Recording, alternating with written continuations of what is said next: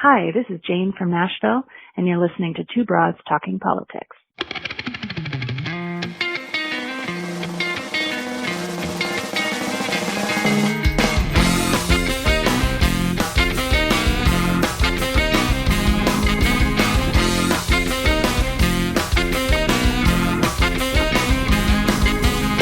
Are you listening? Hey everyone, this is Kelly with Two Broads Talking Politics, and today I am excited to be talking to Michael McCord, who is a former political editor and columnist, an award-winning journalist, and a writer, has written a new book called End Times, More Great Adventures in Real America. Hi, Michael. Good day, Kelly. How are you doing? I'm doing great. So End Times seems like a pretty appropriate title at the moment. It does. It's somehow it all, it all comes out. The intersection of fact and fiction is becoming perilously, unknown right now. Yeah, for sure. So I want to dive into that, but maybe we could start with just sort of a little bit of background about you. Tell us a little bit about, your history of writing about politics and then why you decided to get into fiction writing. I am a native West Coaster. I was born in the state of Washington, grew up in Las Vegas during the final days of mob control of the casinos. So that was a very interesting environment to grow up in. I was in the military. I was in the military intelligence branch. So you can only imagine how amazing it was, 40 plus years later. I had worked hard with many, many hundreds, thousands of others to kind of keep the KGB and the GRU at bay in Eastern, in Europe. And now they're just invited in as if they're esteemed guests. So you can imagine how that kind of made me feel. I began my first presidential primary. I covered as a student newspaper editor in 1980. That was the primary where Ronald Reagan won New Hampshire, and that was my first one. And I covered 7 of them since, as I went through various career phases. And I ended up my final full-time gig was with the Portsmouth Herald. I was their political editor and columnist, and I covered my last full election was 2008, between the battle between Barack Obama and Hillary Clinton, and also John McCain, who made quite the comeback that year. So I continued as a freelancer. That's what I've been doing for the past decade here in New Hampshire, and as a business writer, economics writer, and also a little bit on the political side. My last campaign that I covered was the congressional campaign here in New Hampshire in 2012. And that's when I started making the transition into fiction. As I mentioned on my website, I wrote an essay called Creating Real America, in which I talked about how I was becoming increasingly concerned about where the country was headed. This was a decade ago. I had covered a couple of the Tea Party rallies here in New Hampshire, and I was appalled. I was appalled by the level of vitriol. I was appalled by the kind of fantasy land that the Tea Party protesters, were living in. And that was fueled at the time, by Fox News, but it was also Rush Limbaugh, and it was also a Congress which was dedicated to total obstructionism, to everything that Obama was trying to do. Mm-hmm. And I started thinking, and I was a history graduate student at the University of New Hampshire, many years ago. And I started thinking about my studies in American political history and the kind of ebb and flow that you get with this. And I thought that this was a pretty unique period. And one of the things I didn't want to do is nobody needed another book about what was wrong with Kansas or Texas or Pennsylvania or whatever. So I wanted to take a fictional route and a satirical route. I'd always wanted to write a satire. And so I began creating Real America. And what would happen, just imagine if the country went politically bonkers. And it was based on my belief that the Republican Party had given up governing. It had been building, since the Reagan era, but it really accelerated during the Newt Gingrich era. Mm-hmm. They were more interested in tax cuts and right-wing judges and not doing much else. And that nihilism, I thought, was a very dangerous quality to have in a democracy that's far more fragile than we think it is. Yeah, I think a lot of us maybe weren't paying as close attention as you were and didn't realize quite how fragile it was. But it's pretty obvious now just how fragile everything was. And, you know, I think we saw that toward the end of Barack Obama's presidency. It seemed like all the Republicans were interested in was obstructing anything that Obama wanted to do. And then when Trump was elected and they suddenly had three branches, you know, it was like the dog who caught the car and they didn't know what to do with it. Mm-hmm. Oh, I believe that they knew exactly what to do with it. And it was going to be, you know, tax cuts, right-wing judges, and then essentially destroying everything, not just Obama did, but going back to the New Deal of Franklin Roosevelt. And I believe that was the intent all along. I mean, it goes back to Ronald Reagan talking about welfare queens. It goes back to Richard Nixon's Southern strategy. You know, it's been there in the DNA all along. And in a sense, Trump was the Republicans' Frankenstein. They created him. They created the environment for him to essentially prosper. And so 6 years ago, I was the keynote speaker at the New Hampshire Progressive Summit. And this was the year after the 2012 election. And people were feeling pretty good about themselves, and for good reason. Well, I had written this book that the first book in my Real America saga, The Execution Channel, A Political Fable, which was, you know, pretty dark, pretty wild, very satirical. And essentially, I told them that I think that your optimism might be just a little bit on the wild side, because I don't think you know what's coming. Not that I knew exactly what was coming, but I don't think they thought it was the normal political ebb and flow. And I thought that this was as distinct, what was happening, as what happened in the years before the Civil War, when things just kept, it was a political pot that just kept boiling. You couldn't really see it, but you knew it was happening because the rhetoric was becoming more partisan. It was far more intense. And one political party, again, as I've said many times, gave up on governing, which is a very dangerous thing. And then to stay in power, you have these things like Citizens United, the Supreme Court, and then the Holder decision, which essentially gutted the Voting Rights Act and gave way to voter suppression that we haven't seen since the Jim Crow era.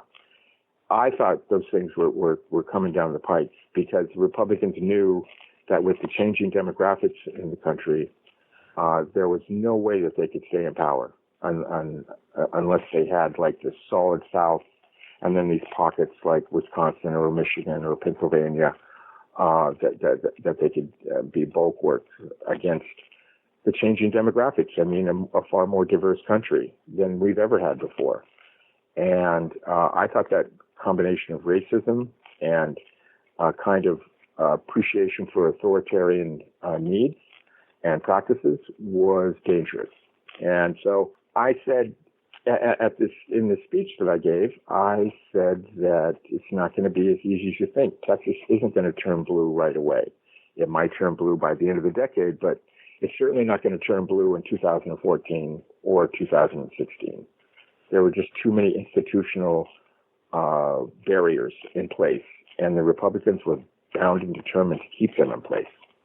So has the reception to your books changed, from the first book in 2013 to now the second book in 2019? It seems like if you had handed me your first book in 2013, I would have thought, oh, this is so far-fetched. This is so crazy. And now it's like, well, it's almost not crazy enough. Well, when in 2016, it had a cult following. Because it was kind of crazy, like in a Kurt Vonnegut way. Yeah. And, but it had a political edge to it. And people were saying, oh, this is wild, this is kooky. And this Bowie character you created, who is proud of his ignorance and his incoherence and his drive for power, is just too much. And it's funny, but it can't happen here.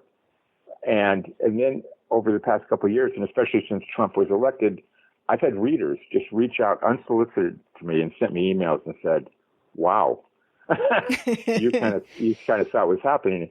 And I said, "I didn't predict Trump. Now that's a unique phenomenon in its own right, but I did predict in many ways about a country going off the rails.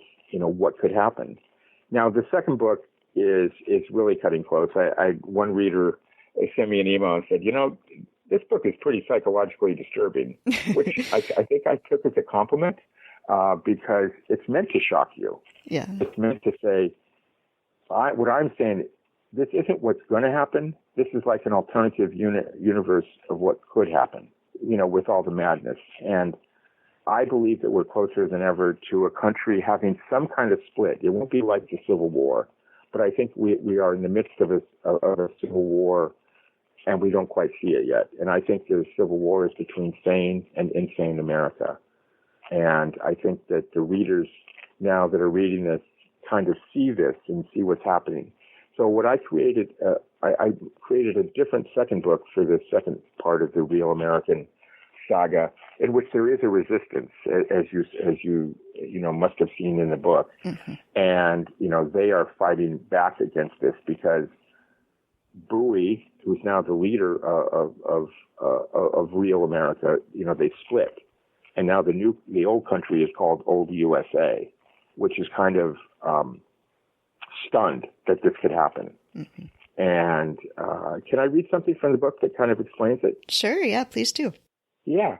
Well, this is one of my favorite characters, who is Penelope the psychic, and she is the leader of the resistance, and one of the things that that makes her unique is that she's not your typical resistance leader, either politically or militarily. She's a con artist and has been all of her life. But this is kind of a crazy time, which requires off the wall solutions. And so one of the things that happens is, I think it's in chapter 3, is that she meets up with a British agent who is trying to figure out what's going on in Real America. These militias are taking over. The old order is literally being either killed or exiled. And so Penelope was right there in the middle of it. She was running a psychic salon right in the middle of the Real America rebellion in Southern California. And so, one of the things that I said, that she says to the British agent, is that this was different and people couldn't see it coming. By the way, she's a transplanted German who grew up in East Germany, and she saw, the fall of the Berlin Wall and the collapse of her country. And so what she said to the British agent is this: only this was different.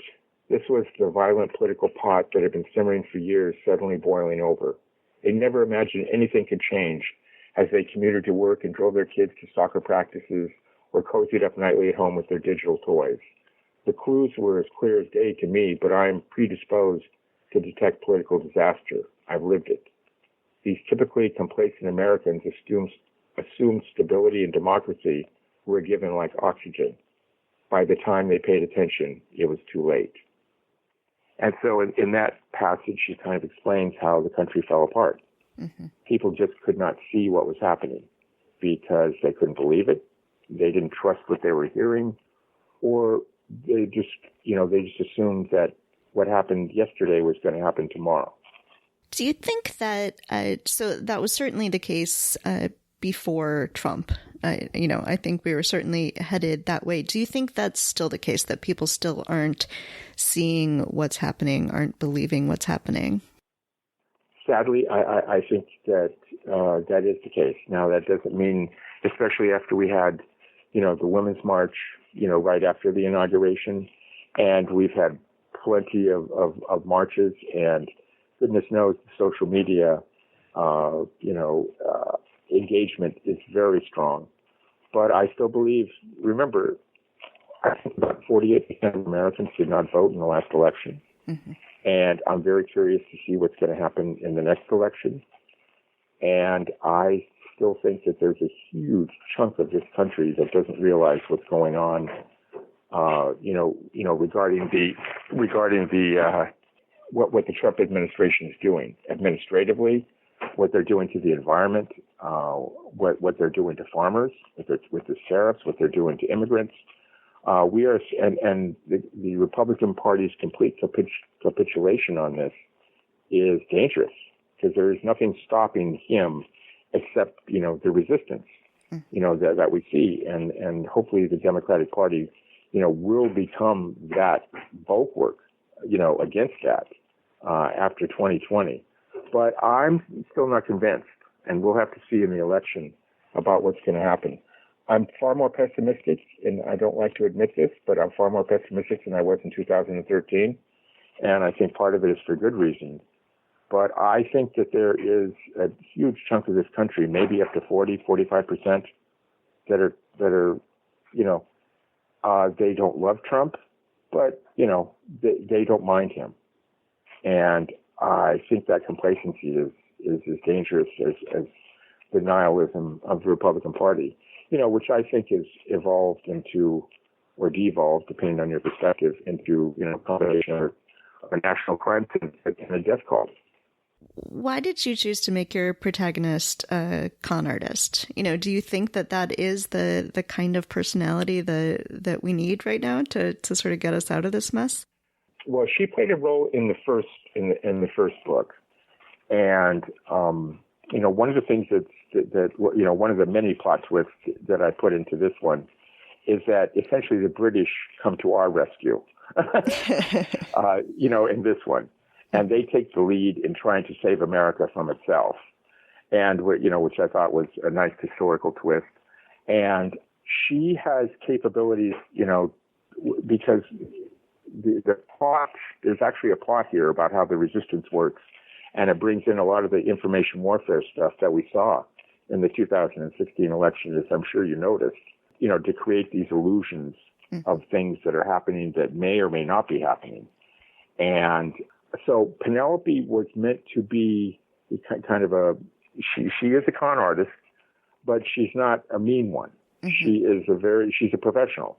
And what they need is someone who can deal with the disinformation, all the conspiracy theory crap and all the lies and stuff that's coming from real America.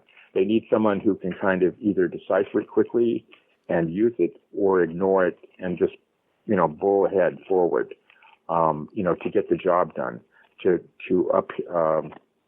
upstage and weaken, Bowie and his followers, in real America. Mm-hmm. And I created this army called the Mutual Resistance Front, and, she is essentially the head of it, but there are many people involved, and she's a natural leader, because she knows how to create the reality that's necessary to combat this.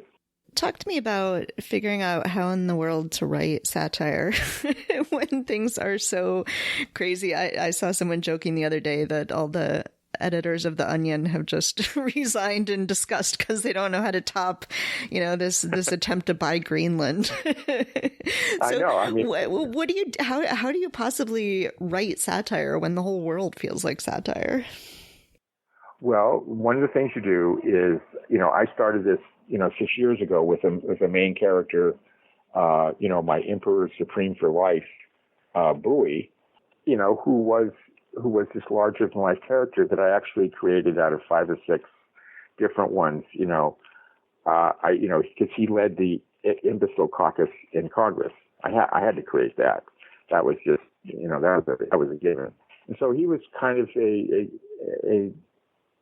he was meant, to be the new standard for what the Republican Party, now the Real America Party, which evolved from it, was meant to be. I just kept pushing forward and tried to make it stranger.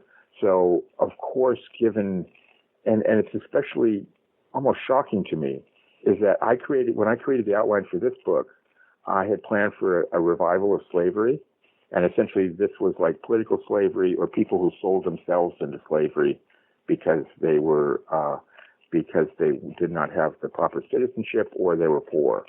I created that like 5 years ago.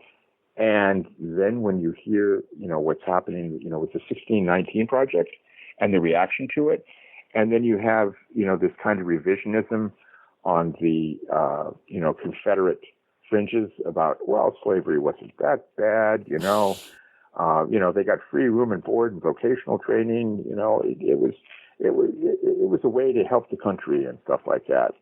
And so it's kind of shocking, but I meant a slavery revival, which would draw in foreign and huge, investors from around the world, has a satirical point of like, there is no bottom. There can be no bottom. We're just recycling history over and over again. And so you just have to keep pushing forward and to try to make it stranger and to make it, and what it ends up to be, much to my surprise with the first book and now this one, is you end up with something that is shocking and eerily familiar, as I've heard back from readers. You read the book. What did you think? Yeah, I mean, it's the kind of stuff that as you're reading, you think, 5 years ago, 10 years ago, I would have thought this was, over the top. now there are moments like gaslighting, what the people who are there and know what's happening, and then hear later, there were casualties that didn't actually happen, but this gaslighting that's happening, and it's so. It's so real. It's what's happening now. We are being gaslighted on a regular basis, and the idea of sort of state-run media, which is becoming closer and closer to reality at this point. So obviously the way that things are playing out is not exactly what's happening right now, but in a lot of ways it feels sort of shockingly familiar. And, I'm not sure how I feel about that, does it make me feel better or worse or? Well, one of the things that I strove for was that I did want people to laugh. Mm-hmm. Like, perhaps it's a nervous laugh. Yeah. But it's definitely a laugh because it's the absurdity of it. And then you think, well, maybe it's not that absurd, yeah. Or, it could be, truer or closer than we think it is, because I created Bowie before there was Trump, and Bowie was meant to be this kind of, this figure that would be followed like a cult, and he was, his ignorance was like unparalleled, and his incoherence was amazing, and his pathological lying was well documented, and the more he lied, his people figured out through social media, the more he lied, the more popular he became. And, that was, I had started, working down that path, before Trump, and then to see it happen is a little bit shocking. And, but, one of the things I'd like to also read just a small passage, from the book. This is in chapter 1, when Bowie is speaking to the real American, or the daughters of the real American Revolution. And it's during his We Love Bowie rally tour, which leads up to one of the plot points in the book where he has this, this huge coronation where he's officially appointed Emperor Supreme for life, of real America. And so he goes, I introduced it like this. The popularity of the We Love Bowie rally tour reflected a real American renaissance. Real Americans deposited their meager salaries in Bowie banks and attended the Church of Bowie on Sunday. Excessive thinking was discouraged. Bowie and his advisors made it a priority to keep his supporters entertained and distracted as Real America Inc. went through the growing pains of economic destruction. The Bowie Redshirts, the young, genetically pure Real Americans who swore blood allegiance to Bowie, led Galton's Spectrum Bowie bonfires to burn heretical books such as the U.S. Constitution, The Grapes of Wrath, Uncle Tom's Cabin, and The Handmaid's Tale. The red shirts also brought communities together with buoy lynching parties to give moocher, liberal, feminist, elitist deviants a taste of swift American justice.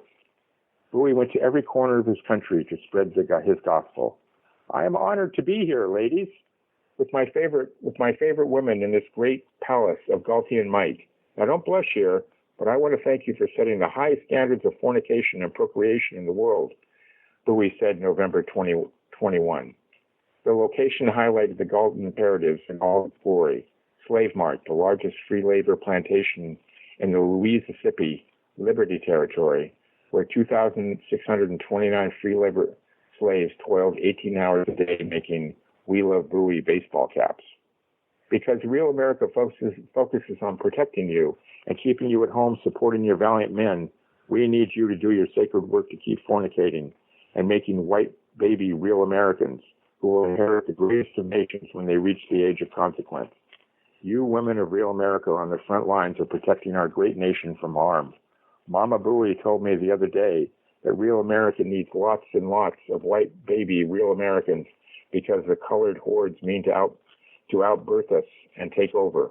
As always, our beloved Mama Bowie is right. We can't let that happen. And so that's an example of the kind of, to push the envelope of satire. And because this is a country that essentially considers itself to be the second coming of the Confederacy, you know, it turned out far more prescient than I imagined. You know, what would happen after Trump was elected, when it became obvious that this was a white supremacy regime in the making. So that was an example of where, you know, fact kind of caught up with my quest to make satire that so far out there that it couldn't be touched. But, well, imagine my surprise. Yeah. Yeah. So what's going to happen in 2020? What is going to happen? I think it's going to be, I've been asked this question a couple of times. I don't know exactly what's going to happen. Mm-hmm. I think as Trump continues to become more unhinged and slip deeper into madness, which I think is becoming more clear by the day, mm-hmm. I think his cult is going to want to protect him all the more. Mm-hmm. And I think we're going to see more stuff like, was it yesterday when they announced that they want indefinite detention of all the migrants? I think we're going to see a lot more of that. And I think we're going to see the nastiest campaign in American history by far. I think that the Russians and who knows, the Saudis, the Israelis, and who knows, the Chinese are going to get involved. It's going to make 2016 look like a polite tea party in comparison. I think that issues are going to kind of, are going to be irrelevant as climate change becomes more and more frightening and more real. I think that that's going to be the one that dominates.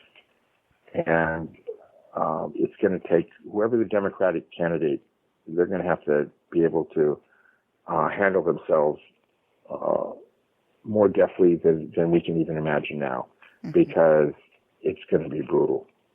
So you live in an early state and you have followed and covered politics for a long time. Do you think the Democrats are sort of playing things too much like normal politics? Well, I think it ebbs and flows.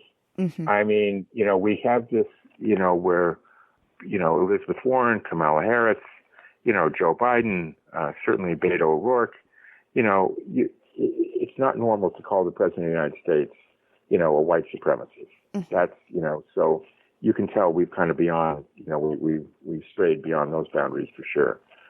I think there's going to have to be more of that. The problem is that the mainstream media is still stuck like they're covering the 1984 campaign. Mm-hmm. It's appalling. The lack of context, the lack of courage to challenge the administration is pretty remarkable. It's getting a little bit better, but they have been reduced to looking like, court gestures, standing on the White House lawn as Trump goes out to his helicopter and babbles nonsense, beyond belief.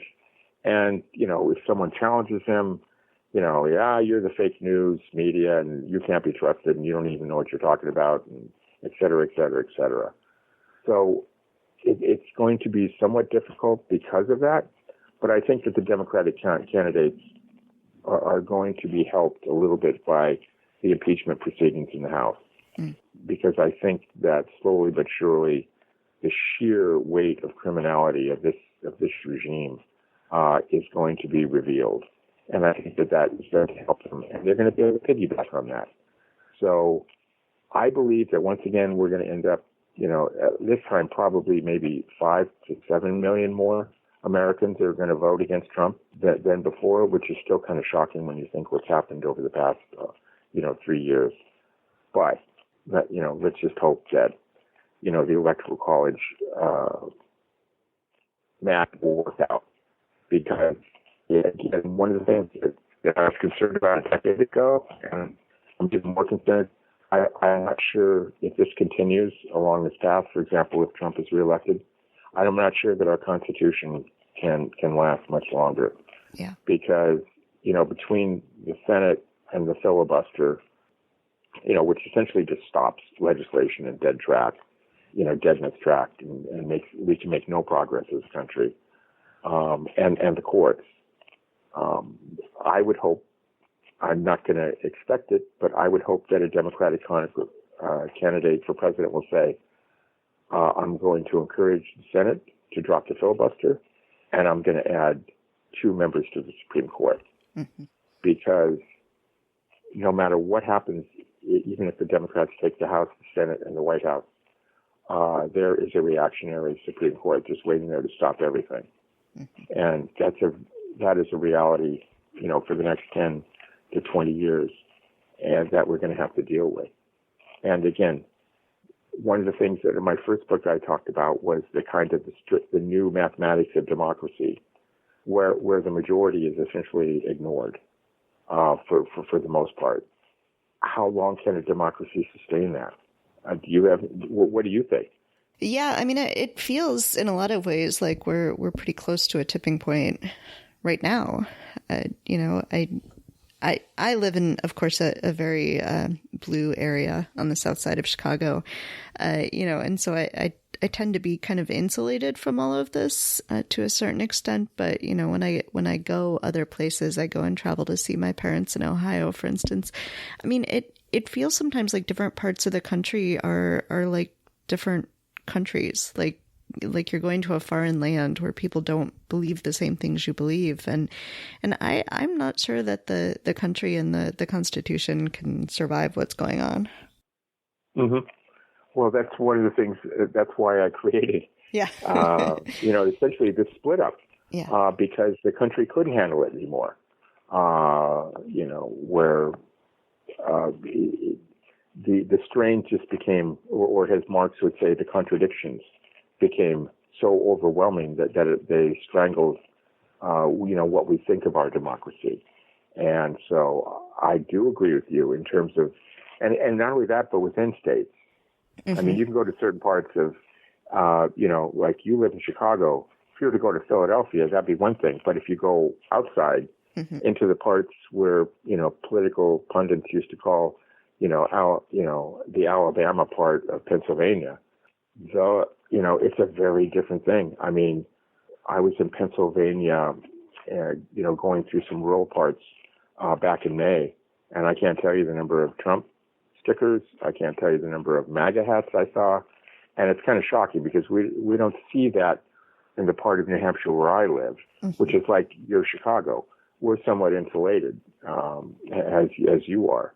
So it can be kind of shocking to see how different the country, has becoming. Yeah. Well, on that cheery note. Well, that's why we have to keep, I have to keep writing crazy books so people can hopefully be motivated to say, we can't let that happen. Right. And then, we act and we encourage people to think and to vote. I mean, there is still hope. That's why in my book, I create this kind of, dystopian thriller. Mm-hmm. I'm sure you noticed where there was a plot and there was some justice found, and especially at the end, as you saw. And even though it's going to spill over into the next book, which is going to be called Penelope, she is truly going to become the central character. and it'll be the final showdown between Penelope and Bowie. And I don't know who's going to win yet. So, but I think it'll be an interesting showdown between someone who does think and someone who doesn't think. Mm-hmm. And that's the kind of showdown that I want. You know, who will win? Will it just be sheer might, or will it be something more subtle and more nuanced, and you know, with a fidelity towards facts and thinking? Mm-hmm. So, yeah, we're living in something, you know, quite extraordinary. That hopefully we're going to be able to tell some good stories about how we came out on the other end. Yes, absolutely. Michael, thank you so much for talking to me today, and people should go and check out End Times, and and hopefully we will all see this as a hopeful tale, and where we can where we can get to, and good motivation for pushing through to the other side. Well, thank you. And people can go to my website at michaelmccordauthor.com, and you know, to find out more, and to read the essay that I wrote, you know, called "Creating Real America," to kind of figure it out, you know, what I've been up to, and what I've been trying to say. All right. Well, thank you, and we'll put a link to that on our website as well. Thank you, Kelly, and have a great day. Yeah, you too. Thanks for listening to Two Broads Talking Politics. Our theme song is called Are You Listening? Off of the album Elephant Shaped Trees by the band Immunuri, and we're using it with permission of the band. Our logo and other original artwork is by Matthew Weflin and was created for use by this podcast.